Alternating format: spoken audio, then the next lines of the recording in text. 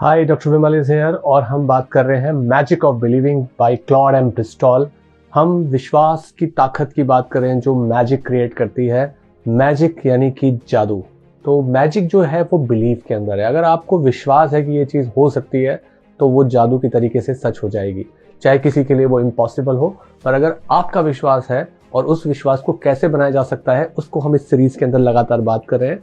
ये video number 6 है। इससे पहले हम 5 वीडियो में शुरुआत कर चुके हैं। आज के वीडियो में हम कॉन्शियस माइंड और सबकॉन्शियस माइंड की बात करेंगे, पर मेन फोकस रहेगा कॉन्शियस माइंड पे, यानी हमारी सोच जो हमारे कंट्रोल में होती है। तो शुरुआत करते हैं सबकॉन्शियस माइंड से कि जब सबकॉन्शियस माइंड में हमें किसी बात का विश्वास हो जाता है, एक बार हमने एक थॉट बना लिए कि हमें ये करना है, और वो थॉट बनती कैसे, उसकी शुरुआत कहाँ से होती है? उसकी शुरुआत होती है कॉन्शियस माइंड से। कॉन्शियस माइंड से ही वो थॉट जाती है और वो थॉट सबकॉन्शियस माइंड में बैठती है। अब ये होता कैसे है? ये होता है रेपिटेशन से, सस्टेन्ड होने से। मतलब ऐसा नहीं है कि आपने एक सोच सोची और सोचा कि ये अपने आप ही हो जाएगा काम। ऐसा नहीं होता है। अगर चलती फिरती थॉट भी होती है तो वो चलती फिरती थॉट अगर चलते फिरते ही हजारों बार आपके दिमाग में आएगी, तब जाके उससे कुछ सबकॉन्शियस में बात पहुंचेगी। मतलब आपने अपने घर में एक पिक्चर लगा रखी है जिसको चलते फिरते आप हजारों बार देख चुके हैं, और हर बार देखते हैं तो हल्का सा 1 सेकंड के लिए कुछ फर्क आता है दिमाग में, तो वो कहीं ना कहीं आपके सबकॉन्शियस में जा रही है। पर अगर आप अपने कॉन्शियस माइंड से अपने सबकॉन्शियस माइंड के अंदर चेंज लाना चाहते हो, यानी अपनी सोच से जो आप खुद से क्रिएट कर सकते हो उससे एक चेंज लाना चाहते हो, तो आपको सस्टेन्ड रहना पड़ेगा। उस थॉट पे, उस विचार के ऊपर सस्टेन्ड लगातार रहना पड़ेगा। ऐसा नहीं होगा कि एक बार सुना और बात हो गई। तो बिलीफ जो आता है वो सबकॉन्शियस माइंड में अगर कोई बात बैठ गई है गहराई के अंदर, तो उससे आता है। वो गहराई कैसे आती है कि हमने कॉन्शियसली डिसाइड किया कि हम किस चीज़ को अपने जीवन में लाना चाहते हैं, और उसी के ऊपर लगातार हम बने रहे। इसको जाने का, इसको तेजी से ले जाने का जो तरीका होता है वो मेंटल पिक्चर्स हैं, इमेजिनेशन यानी कल्पना है, दिमाग में बनी हुई वो तस्वीरें हैं। क्योंकि जब भी हम कुछ भी देखते सुनते बात करते हैं तो हमारे दिमाग में एक तस्वीर चल रही होती है। तो तस्वीर को ही सबकॉन्शियस माइंड अच्छे से ग्रैब करता है, फास्ट ग्रैब करता है।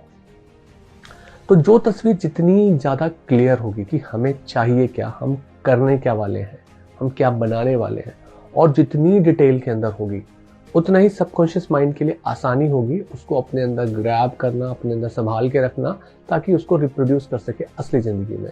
तो हमारे कॉन्शियस और सबकॉन्शियस के बीच में ये जो चीज़ काम करती है वो है क्लियर और डिटेल्ड पिक्चर, जो बार बार बार बार हमारे दिमाग की स्क्रीन पे चलती जा रही है।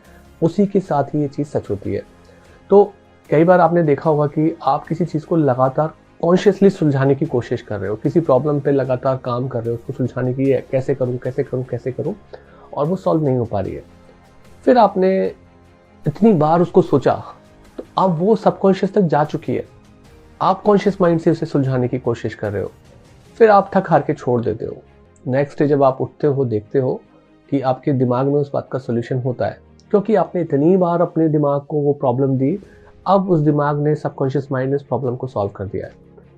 पर जब तक आप उसे कॉन्शियस माइंड से ढूंढने की कोशिश करते रहोगे, कई बार वो नहीं मिलती है, और आपने देखा होगा कि अक्सर ये होता है। तो कॉन्शियस माइंड जो है वो सोर्स ऑफ थॉट है। थॉट की जो शुरुआत होती है वो कॉन्शियस माइंड से होती है। अब हम कॉन्शियस माइंड को किस तरीके से अपने फायदे के लिए यूज कर सकते हैं? पहली बात, कॉन्शियस माइंड रीजन देता है कि ऐसा क्यों है, इस तरीके से काम करता है। वो रीजन देता है कि मुझे ये चीज़ क्यों चाहिए, मुझे ये थॉट क्यों चाहिए। फिर वो तर्क पे बात करता है कॉन्शियस माइंड कि मुझे इस चीज़ की कमी है, इसलिए मैं इस चीज़ को पाना चाहता हूँ। वो लॉजिक कॉन्शियस माइंड को समझ में आता है, तो यहाँ पे भी अच्छा काम होता है। फिर आप किस फॉर्म में चाहते हैं? आप खुशी चाहते हैं कि आपको खुशी किसी अच्छे रिश्ते से चाहिए, या खूब सारे पैसे से चाहिए, या हेल्थ से चाहिए, तो वो फॉर्म क्या है? तो कॉन्शियस माइंड इसको भी समझता है। ये भी कॉन्शियस माइंड का ही काम होता है, आपकी फॉर्म को समझने का। फिर आपका जो प्रीफ्रंटल कॉर्टेक्स है, आगे का हिस्सा, ये ब्रेन का वो पार्ट है जो कॉन्शियस माइंड की हेल्प के साथ साथ आपके लिए सही और गलत का निर्धारण करता है, जजमेंट करता है। और एक खूबसूरत बात, कॉन्शियस माइंड वो कैलकुलेशन देता है आपको, वो सबकॉन्शियस माइंड से नहीं आती है। आप कॉन्शियस माइंड से सोचते हो कि अगर मैं ऐसे ऐसे करूंगा तो इतना इतना हो जाएगा, इस तरीके से हो जाएगा। जैसे कोई पार्टी होने वाली है तो इतने लोग, आप सोचते हो कि इतने लोग आएंगे पार्टी के अंदर, उनको हम इतने लोगों के लिए इतने का खाना बनवाना पड़ेगा, इस तरीके से करना पड़ेगा। ये सारी कैलकुलेशंस कॉन्शियस माइंड करता है। फिर आपके अंदर एक नैतिकता की भावना, आपकी अंतरात्मा की भावना, ये चीज़ें भी कॉन्शियस माइंड के अंदर होती हैं।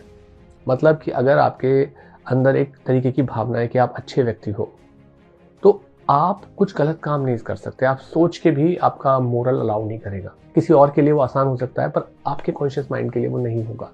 तो कॉन्शियस माइंड इस तरीके से भी काम करता है। यानी कि जब हम अपनी सोच को सबकॉन्शियस माइंड से ले जा रहे हैं, तो कई सारी छलनियों के थ्रू जाता है। उसमें रीज़न होंगे कि आप क्यों चाहते हो। तो आपको पूछना ही चाहिए खुद से कि मैं क्यों चाहता हूँ ये गोल। क्या वो कोई और चाहता है इसलिए मुझे चाहना है, या मैं खुद से चाहता हूँ। मेरे अंदर मन की आवाज़ है, मेरा कॉन्शियस है, वो बोल रहा है, मेरा तर्क मुझे कह रहा है कि अगर तुम्हें ये नहीं मिला तो तुम जीवन में सफल नहीं हो पाओगे। और वो किस रूप में होगा, चाहे वो रिश्ते के रूप में हो, सेहत के रूप में हो। तो ये जो जजमेंट है, ये सब कॉन्शियस माइंड ही लेगा। उसके बाद जाके सबकॉन्शियस माइंड की बात स्टार्ट होती है। तो जब कभी भी आप अपनी मैजिक ऑफ बिलीविंग को अप्लाई कर रहे हो अपने थॉट के थ्रू, अपनी सोच के थ्रू, तो उसके पीछे जब तक आपको प्रॉपर रीजनिंग नहीं मिलेगी कि आप ये क्यों करना चाह रहे हो, जब तक आपके अंदर से कोई चीज़ इंड्यूस नहीं करेगी कि आपको करना ही चाहिए, इसी के लिए तो आप पैदा हुए, ये आपको करना ही पड़ेगा क्योंकि ये आपको मीनिंग देता है, मतलब देता है, तो ये कॉन्शियस माइंड करता है। आप उसमें बेकार की बातों को निकाल देते हो, डिडक्शन कर देते हो, अच्छी बातों को इंडक्शन कर देते हो। ये कॉन्शियस माइंड करता है।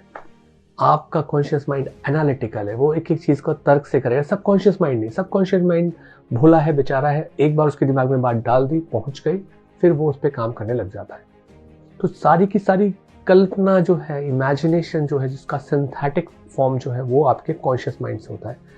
ज़्यादातर लोग इसको जाने अनजाने यूज़ करते हैं, उनको नहीं पता होता कि इसको किस तरीके से करना चाहिए। पर ये एक मेथड है जिसके द्वारा ये किया जा सकता है। आपको सारे के सारे फैक्ट एंड फिगर इकट्ठे करके करना होगा। बड़ी बड़ी कंपनियां ऐसे ही करती हैं। जब कोई नया प्रोजेक्ट बनानी है, उससे पहले वो मार्केट रिसर्च करती हैं। वो उनके कॉन्शियस माइंड का काम है, क्या क्या हो सकता है, पर होता तो वो है जो होना चाहिए।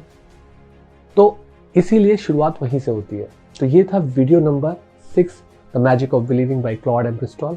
हम वीडियो नंबर 7 में बात करेंगे और गहराई से सबकॉन्शियस माइंड के बारे में। सी यू देयर।